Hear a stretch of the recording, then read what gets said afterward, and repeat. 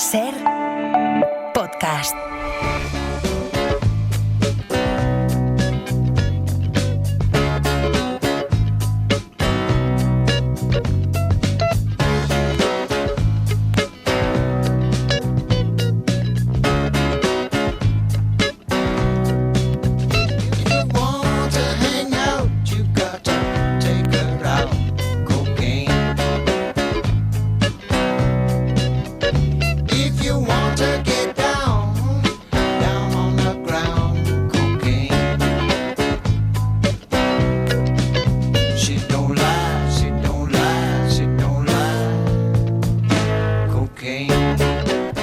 Hola, buenas tardes. Se cumplen 50 años del lanzamiento de esta canción de Cocaine que escribió Gigi Cale y que Eric Clapton convirtió después en un éxito planetario. Y aún hoy, como la letra es así ambigua, alguien puede interpretarla como una especie de alegato en favor de las drogas. Pues no. Su significado va en dirección contraria porque lo que hace es alertar sobre los riesgos, la letalidad, el peligro de adicción, alerta de todo lo malo que tienen las drogas. La cocaína, por ejemplo, en España se calcula que la consumen o la han probado alguna vez 1 de cada 10 personas de entre 15 y 64 años, que ya son unas cuantas. Las cifras de consumo del cannabis son mucho más elevadas, desde luego, pero junto a la cocaína, en su categoría de sustancias, diríamos, aparecen cada vez más los ansiolíticos y los opioides. Bueno, pues llegados a este punto tenemos una mala noticia o una pésima noticia, diría yo. ¿Verdad que casi todos habremos visto alguna vez imágenes de personas que parecen zombies en grandes ciudades de Estados Unidos?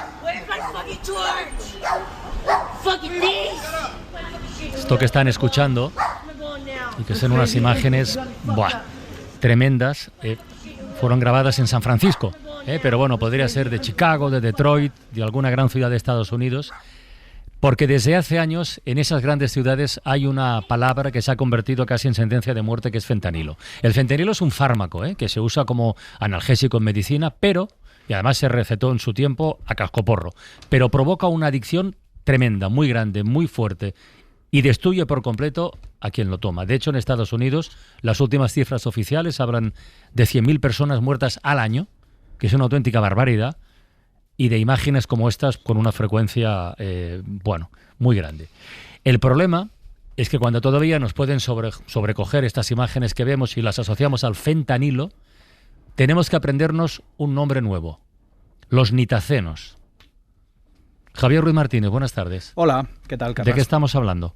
Bueno, los nitazenos son una clase de opioides sintéticos muy potentes. Se desarrollaron en laboratorios farmacéuticos, igual que el fentanilo, en los 50, también como analgésicos, pero nunca se usaron médicamente porque los propios laboratorios farmacéuticos vieron que eran muy peligrosos y que tenían un gran potencial para causar sobredosis.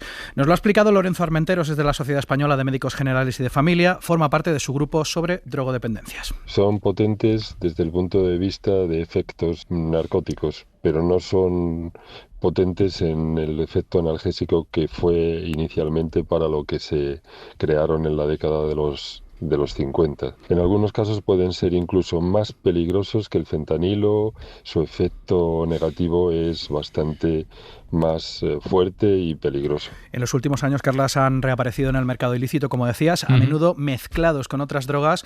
Tienen forma de polvo blanco, amarillento o marrón, pero también se pueden encontrar dentro de pastillas de otras sustancias. Un dato llamativo que me he encontrado en uno de los documentos oficiales que hay del Ministerio de Sanidad sobre los nitazenos es que entre el 2023 y el 24, los autores de este documento, luego lo hablamos, han localizado 1.751 ofertas de estos productos en 15 criptomercados en Internet. Pues no son pocas ofertas, ¿eh? No. Oye, ¿y sus efectos cuáles son? ¿Qué provoca esto? Lo primero, euforia intensa. Se unen a la médula espinal y al cerebro y dan lugar a que se libere dopamina, y esto hace que, aunque inicialmente su efecto era contra el dolor, esta liberación de dopamina es el efecto euforizante que se busca cuando se utiliza como droga. Y después de esa euforia, una sedación profunda que provoca esas imágenes de esas personas zombies tan terribles que se quedan paradas de pie, como tambaleándose con la cabeza así hundida hacia abajo. Y lo más grave, con mínimas dosis puede dar lugar a depresión respiratoria, alteraciones cardíacas, cerebrovasculares, incluso provocando la muerte. La muerte por falta de oxígeno en el cerebro. Muy peligrosos por su potencia, dice Armenteros. Son peligrosos porque la potencia que tienen estas sustancias es muy alta, muy superior a la de el fentanilo, casi en un factor en el que se mide por encima de 1000, y una potencia quizá aproximadamente 500 veces superior a la morfina. Y además son resistentes a la naloxona, que digámoslo así, no es un término muy médico lo que voy a decir, pero sería como el antídoto para los opioides, el que te cura de los opioides. Oye, Javi, una cosa, ¿qué tiene que ver China y los talibanes en toda esta historia que nos estás contando? Pues sí, es un poco rocambolesco unir estas cosas, pero en su momento, al volver los talibanes al poder en el año 2021, prohibieron cultivar lo que se llama la dormidera, que es de donde se saca el opio y la heroína, y claro, los narcos, el narco mundial pensó que iba a haber un desabastecimiento de heroína y se buscaron la vida. De ahí muchos expertos creen que viene la irrupción del fentanilo y otras sustancias ilegales que acabaron impactando sobre todo en Estados Unidos. ¿Y dónde las fabrican? Pues en muchos casos en la gigantesca industria médica y farmacéutica de China. A los chinos se les ha llamado la atención en varias ocasiones, han fiscalizado las industrias que fabrican analgésicos, entre ellos el fentanilo, pero claro, como la industria china es tan grande, ha crecido en el país una industria ilegal y paralela sin control. Y la pregunta que se estarán planteando muchos oyentes de Isaías La Fuente, Marta del Vado, Luz Sánchez Mellado, buenas tardes. Hola, ¿qué tal? ¿Hay casos en España? Pues de momento, afortunadamente, nada parecido a lo de los Estados Unidos, ni de lejos, pero la semana pasada supimos que un chaval de 21 años, residente en Navarra, había sido en 2024 el primer fallecido en España relacionado con una sobredosis por nitacenos. Ha trascendido ahora, dirás cuánto tiempo ha tardado, pero es porque han tenido que hacer un análisis complejo, muy complejo, un análisis forense. Nos lo puede contar Javi Lorente, que está en Ser Navarra. En Radio Pamplona. Javi, buenas tardes. ¿Qué tal? Buenas tardes. Eso es un chico estudiante de 21 años. La relación con esta droga se estableció en una sesión clínica hace unos meses en el Hospital Universitario de Navarra, en Pamplona. Su muerte es la primera en entender una relación clara con esta droga. Fue a finales de julio de 2024 cuando este chico llegó en ambulancia casi inconsciente y con una tensión bajísima, 7,3. Tuvieron que aplicarle varias dosis de naloxona, que es un medicamento para remontar la sobredosis. Había esnifado una cantidad, dicen, indeterminada de nitaceno, pero pocas horas después, cuando se recuperó, pidió el alta voluntaria y se fue. 5 días más tarde le encontraron ya muerto en su domicilio con evidencias de haber esnifado drogas. En la habitación aparecieron orfidal, opioides. La autopsia apuesta a una sobredosis, sí, pero las muestras, eso sí, no son concluyentes. El problema, nos dicen, es que los nitacenos se degradan muy rápido en las muestras de sangre y son difíciles de detectar. De hecho, tampoco están preparados la mayoría de los análisis para detectarlo. El caso fue un juzgado de instrucción, el número 5 de Pamplona. Finalmente se sobreselló. No existe una conclusión clara, por tanto, pero sí es la primera muerte por sobredosis en la que la sombra de esta droga, los nitacenos, aparece con claridad. Bueno, pues llegados a este punto vamos a saludar a David Pera Martínez Oró, doctor en Psicología Social en la empresa Episteme Social y autor principal de un documento que se titula precisamente Estudio de la amenaza de los nitacenos en España, que han elaborado para el Plan Nacional sobre Droga. David Pera Martínez Oró, buenas tardes. Buenas tardes. ¿Por dónde empezamos? ¿Cuáles son los países donde ha habido más impacto hasta el momento de los nitacenos? Porque en España, por lo que nos acaban de contar, la cosa está en fase aún, por suerte, muy embrionaria, ¿no? ¿O no? Totalmente. En España, ahora esta muerte de Pamplona ha hecho despertar las alarmas, ha generado bastante inquietud, porque, como bien apuntabais, en Estados Unidos hemos tenido una crisis tremenda de opioides sintéticos. En primera instancia fueron los opiáceos, la heroína, fármacos como el oxicodona, el oxycontin, y luego los fentanilos y ahora tenemos los nitacenos. En España no tenemos nada que ver con esto. Tenemos pocos usuarios de opioides opiáceos, unos 60.000, y la amenaza de estos, tanto los fentanilos como los opioides, que son diferentes familias de opioides sintéticos. En total tendríamos 6 grandes familias, más el tramadol y otros opioides huérfanos. La amenaza es mínima. Otros países de nuestro entorno europeo, los países bálticos, han reportado diferentes muertes y también hubo una crisis de nitacenos en las Islas Británicas, en el Reino Unido y en Irlanda. Sí, ha habido creo que cientos de fallecidos, ¿no?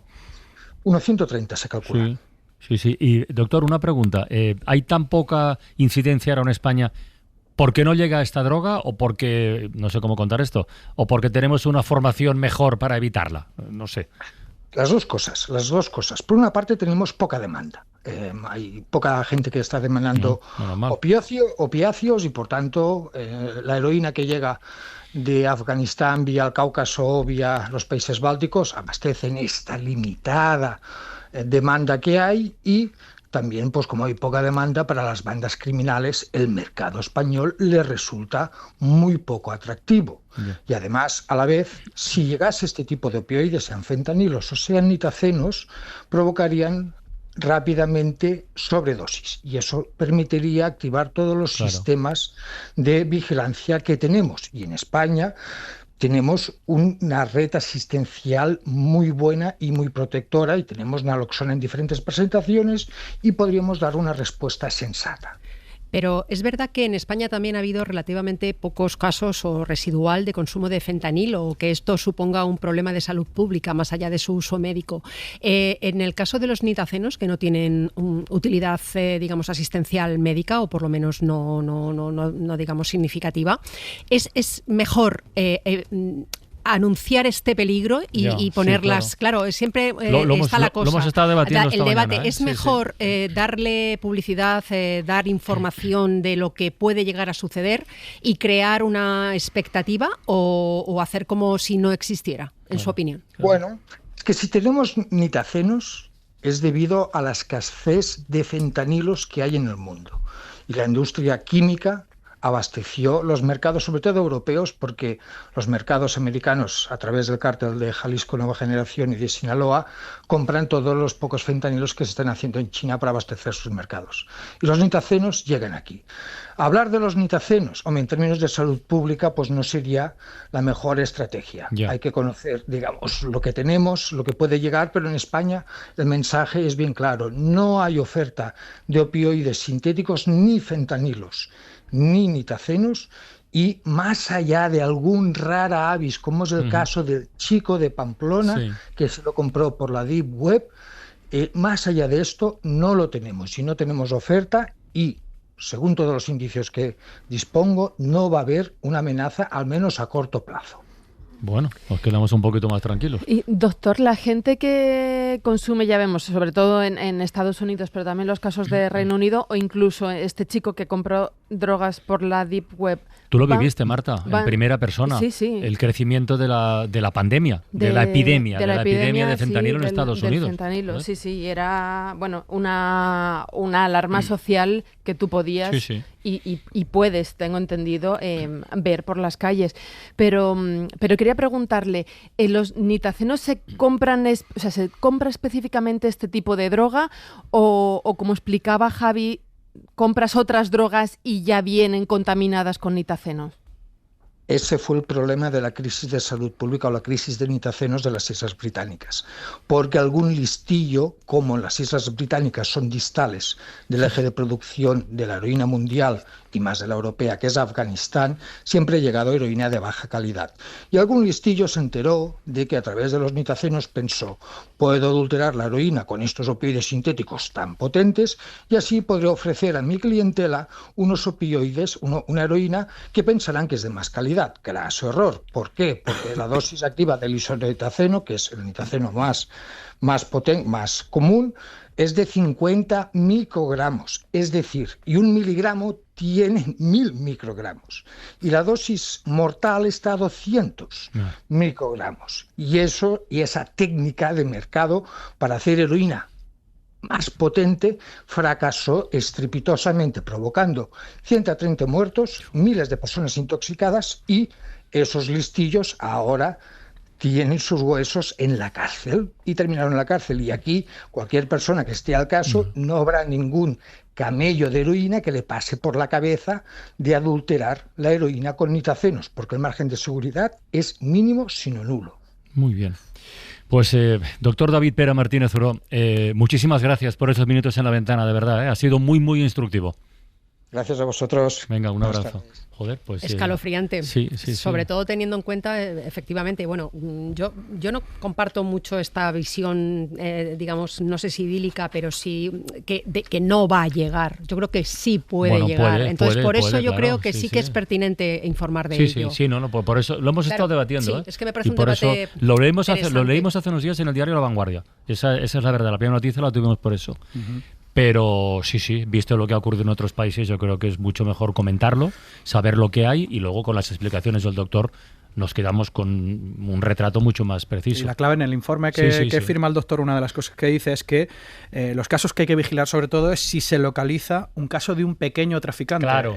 Influye mucho menos a lo mejor pensar que vamos a encontrar un camión lleno de estos componentes, sino que puede haber un caso como este de Navarra, y ese caso, si el chaval se demuestra que ha comprado en la Deep Web, probablemente sea un solo consumidor. El problema es cuando nos encontremos con un pequeño camello, que como de ha dicho repente él, haya tenido acceso a esto. Y esto es lo que el Ministerio de Sanidad seguramente tendrá que vigilar. El problema es que la globalización además es esto, no solamente los camellos se mueven y te traen el producto a un determinado país, sino que la gente de un determinado país también viaja por otros y allí también puede encontrar el producto. Así que yo creo que aquí siempre es mejor saber que no saber, informar sin dramatismo, con datos, como ha hecho el doctor, como ha hecho Javier, para saber a qué nos podemos exponer, porque al final todo acaba llegando. Sí. Muy bien, venga, cambio de tercio.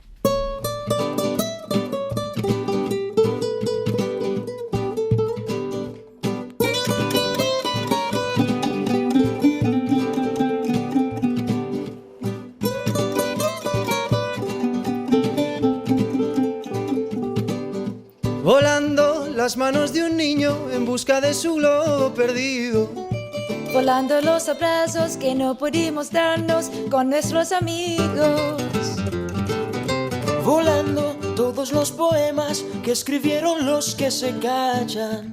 Para que todos lean aquellas palabras que nunca se dijeron, pero fueron pensadas. Que vuelen esos besos tan solo imaginados, que vuelen esas cartas que nunca se enviaron. Vuelen los adioses que nunca se dijeron, se miren a la cara lo que nunca se vieron y que digan cantando.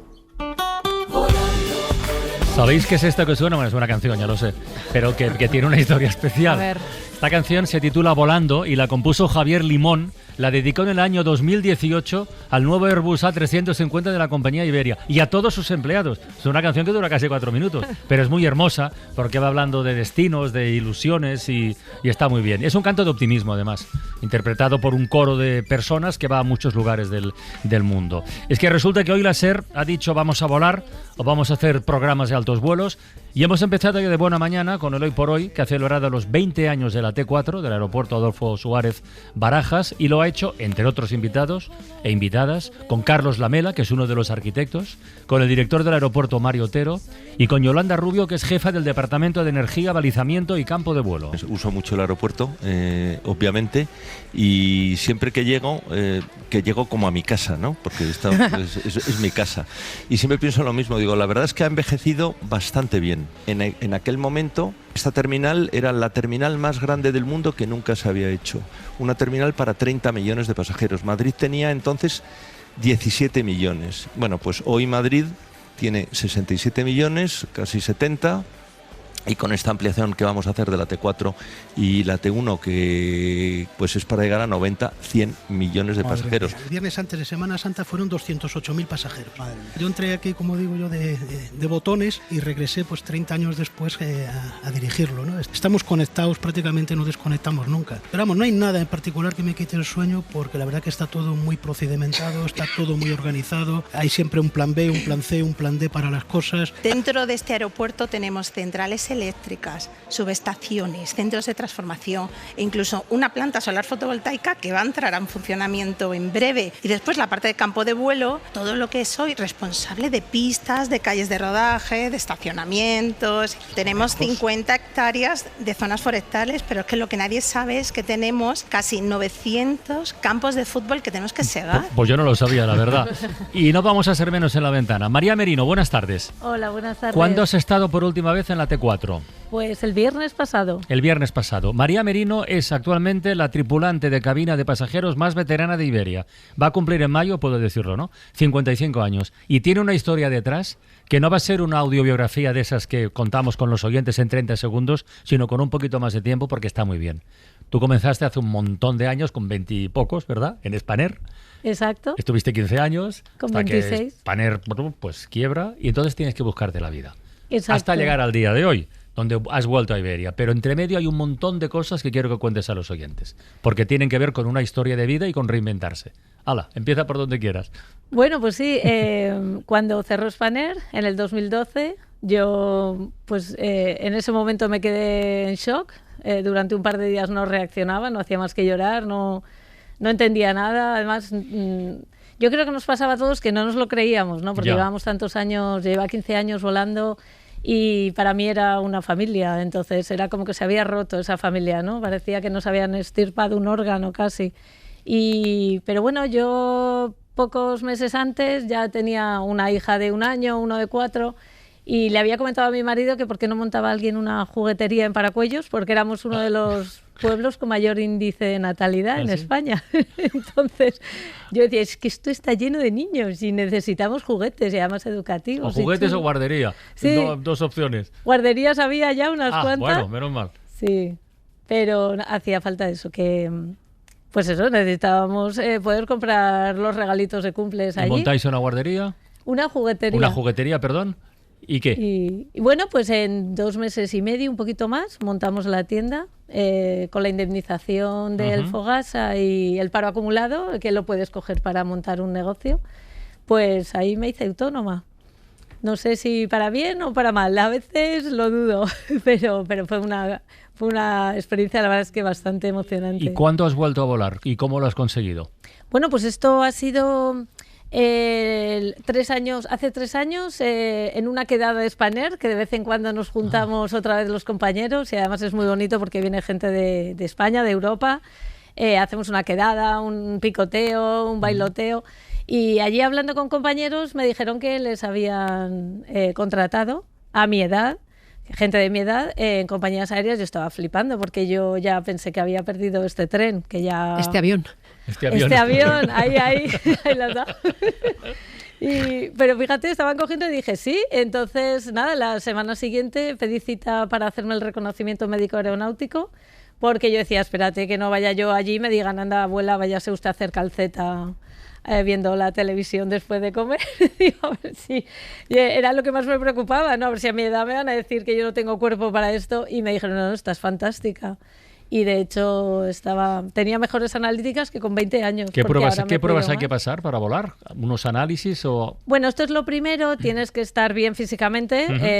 En el momento que esto lo pasas, luego ya tienes que hacer un curso que es donde yo me apunté, enseguida que vi que tenía ya pasado el CIMA, que se llama el Reconocimiento Médico Aeronáutico. Pues me apunté a un curso para volver a sacarme la licencia, digamos, es el certificado de TCP, que claro, yo lo había perdido, porque 12 años sin volar, pues había perdido ya mi certificado y lo tenía que volver a hacer un curso inicial, como si nunca hubiera volado, para volver a sacarme... ¿Se echa de menos lo de volar? Todos los días, todos los días. Desde que cerró Spanair, yo todos los días, además en Paracuellos de Jarama veo cómo despegan. Ya.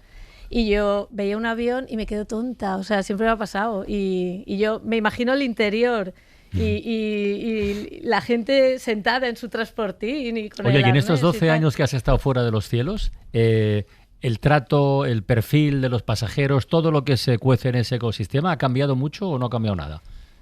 Los pasajeros no, yo creo que no, que es lo mismo y siguen teniendo... pues los mismos problemas, pues que ha llegado un avión tarde, que he perdido una conexión, que bueno, estas cosas son las del día a día, ¿no? Que me han perdido la maleta, en Iberia no, claro, en otra compañía que les ha perdido la maleta. Claro, Iberia no pierde maletas. Claro, eso era que venían en conexión de otro vuelo. Y bueno, pues tienes que lidiar con esas cosas, ¿no? Lo que sí que a lo mejor es un poco diferente es la manera en que yo afronto todo eso, porque también la experiencia de vida, pues yo creo que es la madurez que también tenemos, ¿no? De todas las experiencias que hemos pasado, pues te hacen llevarlo de otra manera. Dentro de que yo siempre lo solía llevar bastante bien en Spanair, tengo como don de gentes para eso, ¿no? Que enseguida hablo con la gente. Bueno, eso me dice que no me callo ni bajo el agua. ¿Cuál ha sido el pasajero o la pasajera más borde con que te has topado? Sí me ha pasado alguna vez. Pues mira, hace poco, y son tonterías, pero te da rabia, ¿no? Pero yo enseguida... A ver, yo no me lo tomo a modo personal. No, mejor. Entonces, bueno, pues según viene se va. Y yo tengo un dicho de una amiga mía que me encantó, de mi amiga Sandri, que trabajó conmigo, que decía, mira, tanta paz lleves como descanso dejas. Y eso yo lo llevo, bueno, pues es que es así, ¿sabes? A veces, el otro día, por ejemplo, una pasajera le digo, vi una chaqueta blanca preciosa en el compartimento de los equipajes cuando íbamos a llenar el avión y yo sabía que le iban a poner 3 maletas encima. Digo, uy, esto tan blanquito. Y tuve el detalle de decir, mire, esta chaqueta... No me dejó acabar, mi chaqueta no se mueve de ahí porque yo he pagado para dejar aquí mi chaqueta. Sí. Y se quedó la chaqueta ahí, claro. No, porque luego yo lo hubiera dejado. Que soy más buena que el... No. Le dije, mire, es que esto es muy blanquito. Y yo lo que he pensado es que le van a llenar de ruedas su chaqueta. No, si no le parece, yo se lo bajo. Y luego cuando estén las maletas, yo se lo pongo encima. Y el marido dándole codazos. ¿Te quieres callar? ¿Te quieres callar? Porque... La señora protestaba. Pero bueno, que esas cosas también yo lo pienso siempre. Hay mucha gente con miedo a volar. Sí, eso es verdad. Y entonces se ponen muy tensos y les salen Tuvimos aquí cosas... a un colega tuyo hace poco que ha escrito un libro sobre miedo a volar. Un comandante de Iberia, precisamente. Claro, pues tú ves esas reacciones que a lo mejor en tierra no las ves. Y en el avión sí. Entonces, bueno, yo estoy acostumbrada y... Pues con unas palabras así amables, al final. María, normalmente se echa de menos lo que no se tiene. Entonces, en tus años que no pudiste volar y viendo pasar aviones constantemente, echarías de menos eso. Pero cuando tenías un par de críos, uno de 1 año y otro de 4, y estabas volando, ¿no te planteabas a veces decir, uy, a lo mejor si me quedase en tierra, ¿no? Bueno, en esa época, a ver, yo justo me pilló el cierre de Spanair. Con una excedencia que pedí un poquito, me alargué la excedencia, la baja de maternidad la alargué con unos meses y con mi segunda hija no llegué a volar porque justo cerró Spanair un día antes de que yo hiciera mi curso para reincorporarme. Entonces ahí la pequeña no lo vivió. Y con el segundo, hombre, en ese momento, teniendo hijos pequeños, te puedes acoger a una reducción de jornada. Entonces sí que es verdad que entre un hijo y otro yo volé muy poquito y nos apañamos bastante bien. Y la verdad es que volando al 50% es una vida muy fácil. ¿Qué edad media tienen tus compañeros o compañeras con los que vuelas ahora? Bueno, hay de todo, porque, bueno, a ver, yo no soy la persona más mayor que esté ahora mismo en Iberia. Claro, yo llevo 4 meses y pico, pero sí que creo que soy la que ha entrado con mayor edad, con más edad. Pero sí que hay gente que está pues a punto de jubilarse o se están jubilando, pero sí que está entrando mucha gente de 18, 20, 22. Claro, y te siguen haciendo el mismo caso que hacían los pasajeros hace 12 años a las recomendaciones de seguridad, o sea, 0. Eso sigue un poco igual. Sí, a veces cuando alguien estoy haciendo la demostración de seguridad y alguien me mira, me hace ilusión, digo, ay, me están mirando. Sí, a veces. La verdad es que hablábamos de la edad. Es verdad que con 54 para 55 años no es normal ser el nuevo. Sí, ser el nuevo, aunque tú seas veterana y te llevas un montón de años de experiencia, pero hay esa especie como de, bueno, pues transmisión de conocimiento entre los tripulantes. Sí, yo creo que sí. De hecho, cuando hay alguna persona con miedo en el avión, o que me ha pasado últimamente, además me ha pasado hace muy poco, gente con pánico, con ataque de pánico, de ansiedad y tal, pues acaban tirando de mí, porque ven que yo voy, sé lo que hay que hacer y es que como, a ver, tenemos esa madurez, ¿no?, que nos da la experiencia de haber tenido hijos también y tal, como que sabes lidiar con situaciones un poco más críticas, no solo en aviación, sino en la vida, ¿no?, la experiencia de vida. Y si yo no creo le que... recomiendas el libro de Perico Durán. No. Sí, está bien, ¿no? Ya está. Oye, que se lo lean y ya está. Que se lean. Sí. Bueno, aquí es mejor, a ver, cuando alguien tiene miedo, pues eso, hablar de otra cosa. Y yo soy muy gansa, entonces me pongo a decir tonterías y es la cosa, distraer un poco la atención, justo pensar en algo que no tenga nada que ver con esto. Y entonces, eso sí, los jóvenes yo veo que tiran un poco de mí como diciendo, María, échanos una mano con esto. Y también, oye, yo cuando tengo que descargarme una nueva aplicación de Iberia y que funcione... Ahí estoy yo con los jovencitos, a ver, por favor, echarme una mano, que esto me cuesta el doble, claro. Pero siempre es una buena noticia que una persona a esta edad sea fichada por una empresa, por una compañía, la que sea. Tenga la oportunidad. Porque desgraciadamente no es lo que se estila. Pues nada, María Merino, con el honor de ser la última persona de más edad que ha entrado en Iberia. Muchas gracias por este ratito en la ventana. Muchísimas gracias a vosotros. Tú eres tripulante de cabina de pasajeros. Sí. En otro tiempo llamado auxiliar de vuelo y en otro tiempo anterior llamado azafata, que es la palabra del día que hoy ha elegido Isaías.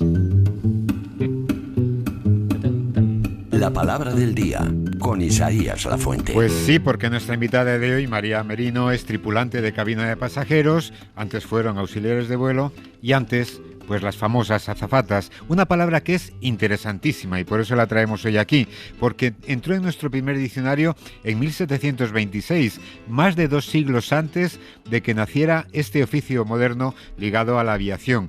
¿Y por qué entró? Bueno, pues porque entonces nombraba un empleo de palacio ejercido por una viuda noble que llevaba en un azafate las alhajas y los enseres con los que se vestía a la reina. Azafate es una palabra de origen árabe, azafat, que nombraba una bandeja, una fuente o un canastillo y que acabó designando el oficio de quien lo llevaba. En 1956 entró ya la nueva acepción referida al nuevo oficio aéreo y los académicos definieron azafata, cuidado, como camarera distinguida que presta sus servicios en un avión. Más tarde se ampliaría a aquellas mujeres que trabajaban en otros medios de transporte, en autobuses, en trenes, y también a aquellas muchachas, leo textualmente, que proporcionan información y ayuda en reuniones y congresos. Aquí, con este oficio, la inclusión se produjo a la inversa, porque este oficio de origen femenino empezó a ser ejercido por hombres a finales del 20, a los que se empezó a llamar azafatos.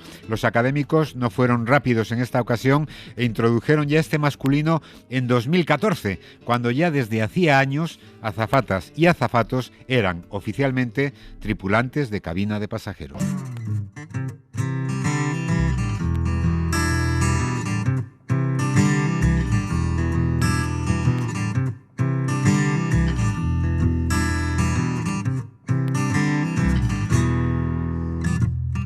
Tatuada con aspereza de balas y cárcel, sentida por todas como parte importante de anhelos cercanos, de libertad y coraje.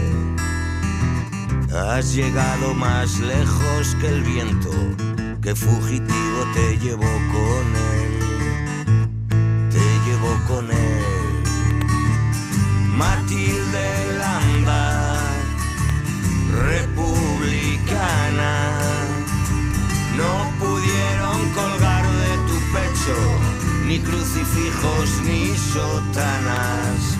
Matilde Landa, republicana, no pudieron colgar de tu pecho señales amargas.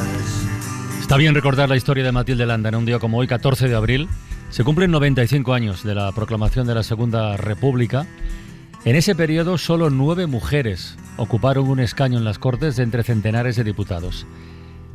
Hoy tenemos en la ventana al autor del libro Republicana, Revolución, Guerra y Exilio, de 9 diputadas. Las primeras fueron Clara Campoamor, Victoria Kent y Margarita Nelken, elegidas antes de que se aprobara el sufragio universal.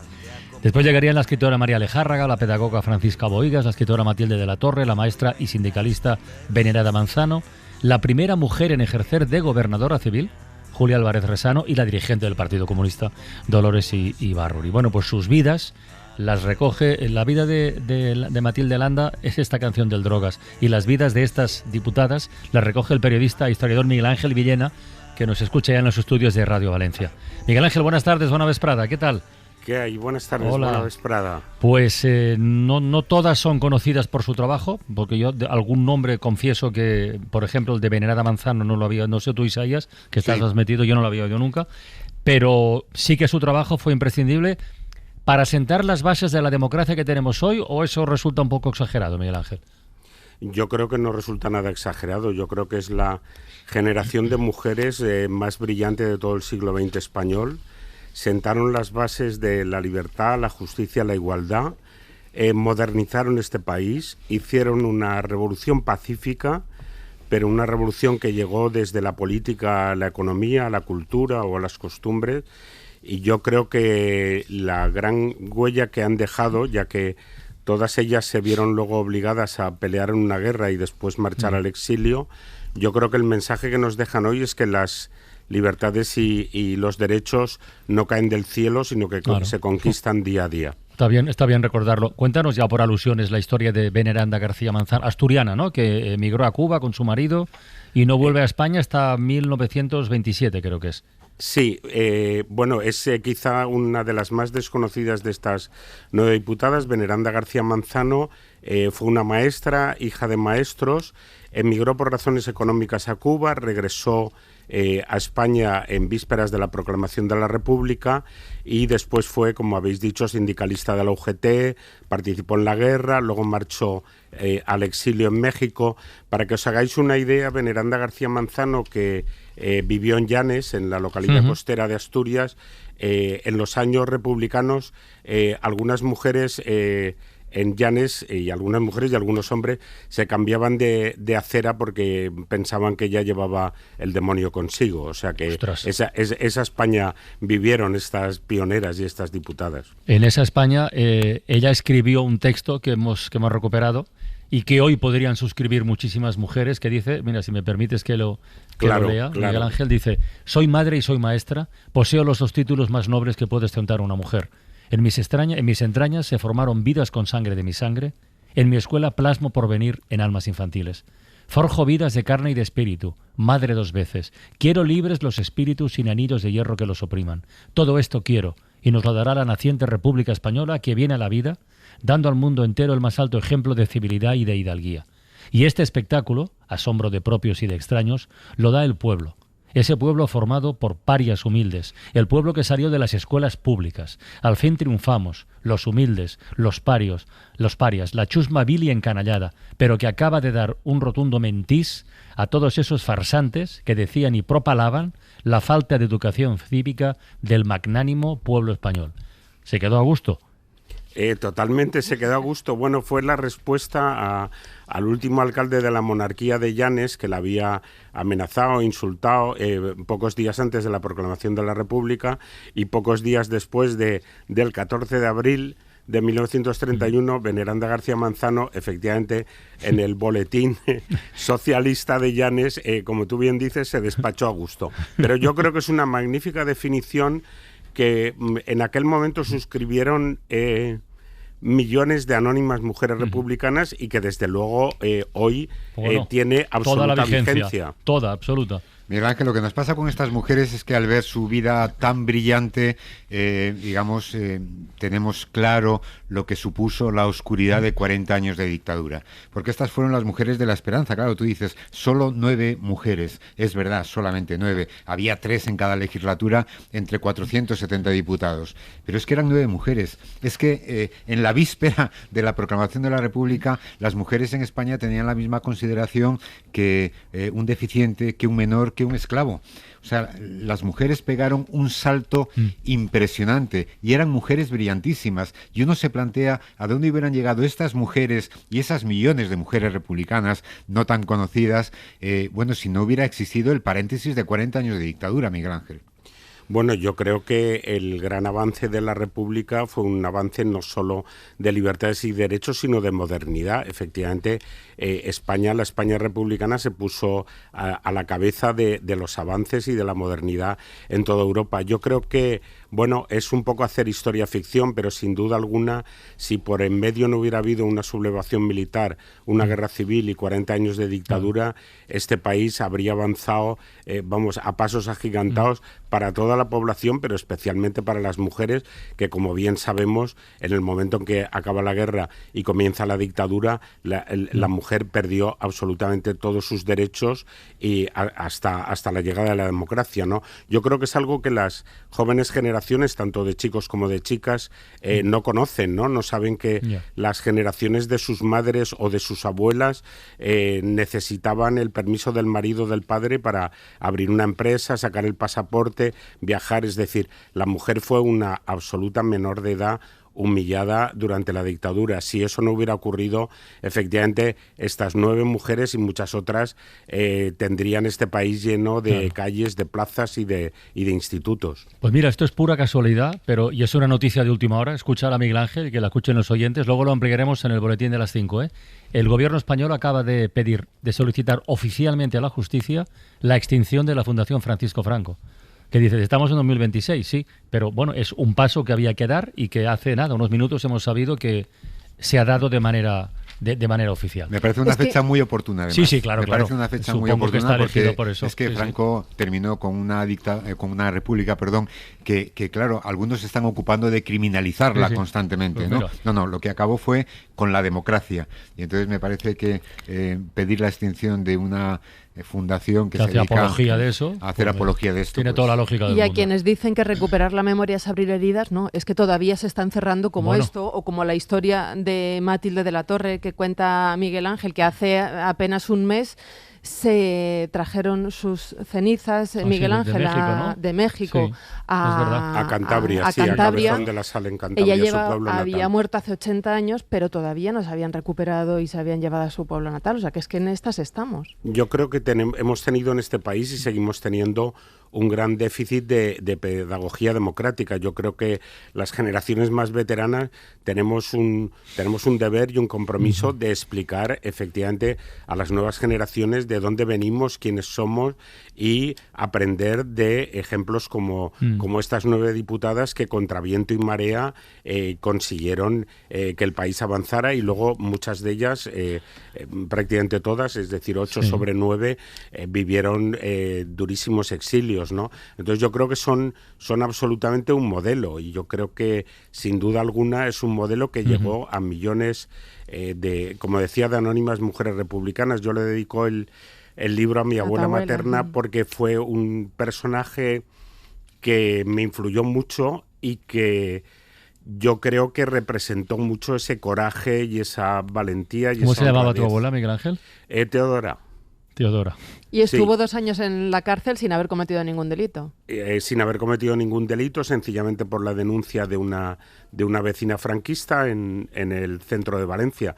Pero yo creo que eso da la medida de que cuando hablamos de la represión de la dictadura se piensa solo, digamos, en la gente, digamos, más comprometida políticamente, pero desde luego que no. En la posguerra, una posguerra que duró casi eternamente, gente denunciada sencillamente porque una vecina dijo que mi abuela había votado al Frente Popular, se pasó casi 2 años en la cárcel. Yo creo que el libro de Republicanas tiene un epílogo que he titulado muy a propósito, perdonar sí, olvidar no. Yo creo que ese debe ser un poco el hilo conductor, y de hecho, por ejemplo, las asociaciones memorialistas y toda la gente que está intentando desenterrar a sus antepasados para nada piensa en el rencor o en la venganza, sino que piensa que se haga justicia, es decir, perdonar sí, por supuesto, reconciliarse sí, pero olvidar, no podemos olvidar la historia, entre otras cosas, porque si no, y solo hay que ver la actualidad de hoy, estaríamos condenados a repetirla. Miguel Ángel, es verdad que bueno, pues haces homenaje a todas estas mujeres, pero es verdad que eran mujeres que podemos encasillarlas como las 9 diputadas republicanas, pero eran muy distintas entre sí. Quizá tenían el factor común de que eran mujeres dentro de su entorno privilegiadas, de familias ilustradas que las dejaron ser, o por lo menos no les impidieron ser, ¿no? Pero había socialistas, una comunista, 2 liberales, una diputada de la derecha católica. Sí, pero claro, debían tener ese contexto. Claro, es cierto lo que comentáis, lo que comenta Luz. Digamos, un rasgo definitorio de todas ellas, salvo del caso especial de Dolores Ibarruri, que era una persona de una extracción totalmente obrera.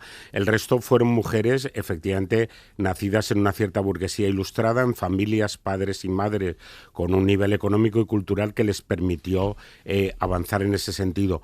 Yo creo, de todos modos, que el rasgo fundamental de estas mujeres, de la generación de mujeres republicanas y en general de la República, fue la obsesión o la pasión por la enseñanza y por la cultura. De las 9 diputadas, si no recuerdo mal, estoy hablando de memoria, 7 de ellas en algún momento u otro de su vida se dedicaron a la enseñanza, como profesoras de taquigrafía, como profesoras de primaria, profesoras de inglés. Es decir, yo creo que la gran aportación de la República, que por cierto, cuando se proclamó, la mitad de las mujeres en España eran analfabetas y casi una tercera parte de los hombres, el gran empeño republicano fue efectivamente que el país se educara y que todo el mundo accediera a la cultura. Yo creo que esa es una de las grandes aportaciones de la Segunda República. Muy bien, Miguel Ángel Villena, autor de Republicanas, Revolución, Guerra y Exilio de 9 diputadas. Oye, muchísimas gracias por acompañarnos en La Ventana en un día tan especial. Muchísimas gracias y feliz 14 de abril. Salud, por lo menos. La Ventana, en Ser Podcast. Tenemos 2 minutos para escuchar alguna audiobiografía en La Ventana. ¿Queréis, sí o no? Venga. ¿Sí? Venga, empezamos con Ana y la puntualidad. He llegado tarde a todo, o a casi todo. Para empezar, llegué tarde al mundo. Fui la quinta de 5 hermanas y cuando veíamos los álbumes de fotos y preguntaba ¿dónde estaba yo?, la respuesta siempre era tú todavía no habías nacido. Tardé mucho en terminar una carrera que no me gustaba nada y me incorporé tarde al mercado laboral. Llegué tarde al sexo, encontré tarde a mi marido y he sido una mamá tardía. Tardé demasiado en dejar un trabajo que me generaba ansiedad y descubrí tarde mi verdadera vocación. Ahora les enseño a mis alumnos que nunca es tarde para empezar de nuevo y solo espero que, como todo en mi vida, la muerte me llegue también muy tarde. Tony Martínez, buenas tardes. Buenas tardes. ¿Qué te ha parecido no sé si elogio de la puntualidad o... Elogio de la puntualidad o de la impuntualidad, pero al mismo tiempo que iba diciendo a todo lo que llego tarde, ha acabado diciendo nunca es tarde para, ¿no? Exacto. De todo se aprende en la vida. Elogio de lo tarde, ¿no? El elogio de lo tarde. Tenemos todo por la radio, ¿no? Claro, por eso estás ahí, ¿no? Tendremos después de las noticias. Espero que sí. Espero que sí. Venga, otra audiobiografía, va, la de Vicens Tres Amores. Al día siguiente de morir Franco cumplí 10 años. Nos dieron una semana de vacaciones. En mi pueblo había 3 cines, el Sur, el Español y el Cultural. Hacían sesiones triples. Los veranos, en el pueblo de mis abuelos, después de cenar, salía con mi padre a contemplar el firmamento. Ya en este siglo me enamoré y nacieron mis queridas hijas. Sigo viviendo en mi pueblo, sin cines. A día de hoy sigo enamorado de mi pareja, y del cine, y de las estrellas. 1, 2 y 3. Bueno. Está bien, además. Es generacional esa semana de vacaciones, Que fueron 3 días, yo creo. Sí. 3 días fueron con Carrero Blanco. Y claro, el doble que menos. Y en la universidad más. Yo creo que en la universidad ya casi directamente el curso. Sí, tengo que hacer memoria de eso. Luz Sánchez Mellado, hasta la próxima semana. Para no perderte ningún episodio, síguenos en la aplicación o la web de la SER, Podium Podcast o tu plataforma de audio favorita.